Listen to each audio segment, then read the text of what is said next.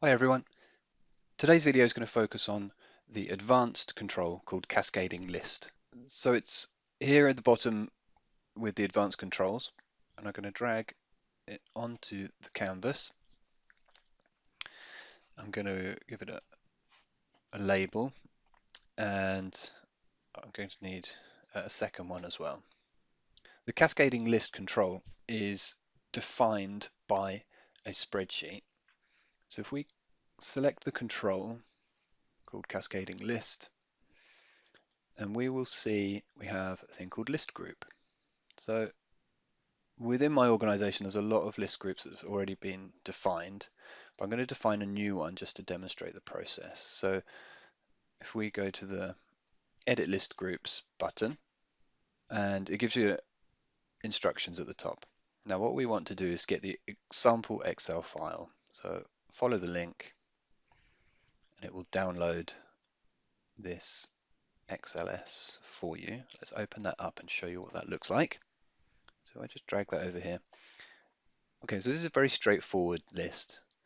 So we have the column header in line 1 and then all of the options below it.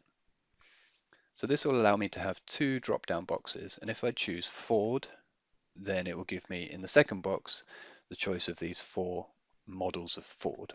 If I choose Vauxhall, it would give me a choice of these 5 models of Vauxhall.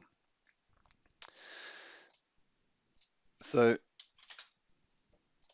if I wanted to add another one, I can just add them in there. If I want to do maybe the spec, so under Fiesta you could have ST and whatever the other spec of Fiestas are, and you can have multiple levels. Okay, I'm just going to keep this simple with make and model. So let's save that, and then we're going to upload it. Okay, so again, if you've already got them defined in here, you can use that. If not, we're going to create a new list group. So we'll call this cars, make, model.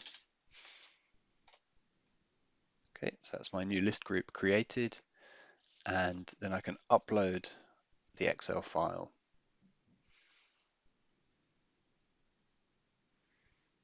And there's my file that we just saved. It's read the header and it's just saying this is a preview. So I could say Volkswagen. So we can just check that it's working before we go too far. So there's a couple more things we need to do to make it work. Let's give this one a label so we don't get confused. Make model. Okay, now back to here. It needs a binding, so we're going to call this car make. Save. We can do more than one at the same time, which sometimes I will do just to speed up the creation of the form. So car make for that one, that's that binding, and car model for that one.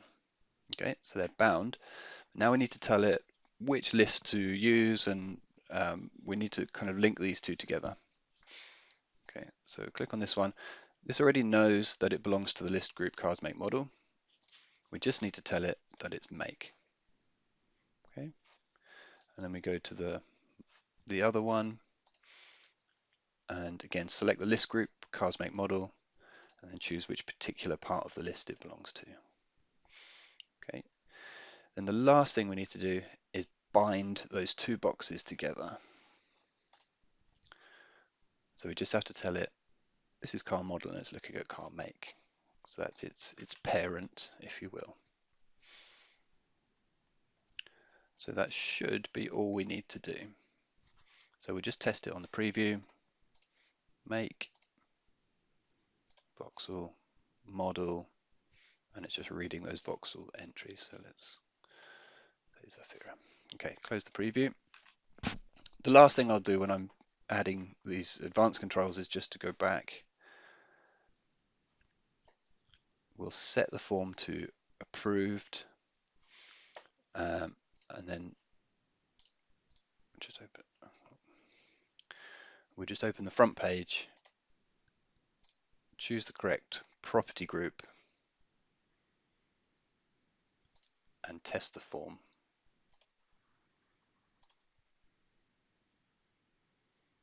Make model.